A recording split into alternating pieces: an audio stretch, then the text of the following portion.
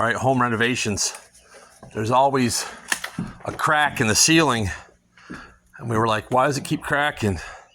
Well, you can see these are real 2x4s, probably even more. Huge. These are the original boards from the 1800s. 1, 2, 3, 4. Yeah, so originally there was 4 of these going all the way up there and giving that support. But they just cut them, put a window in here. Yeah, you can do that if you have a major structural support. You can just do whatever you want and cut it and just go on to the next, I guess. But we're gonna, and then they got this. These are the outside ones. These should be holding up.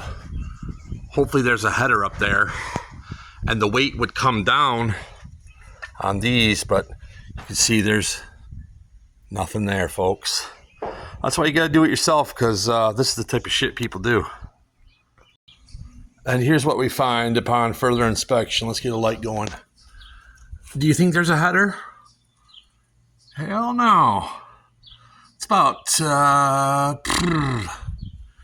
don't know how far that is, maybe 24 inches. So there was a window here, not quite this. Well, it went from that to that and like to down here.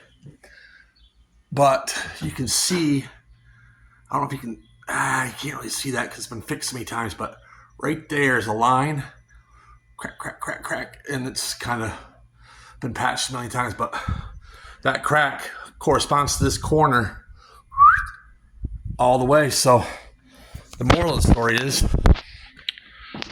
do everything yourself or suffer at the hands of so-called professionals, because there's nothing in there, no support.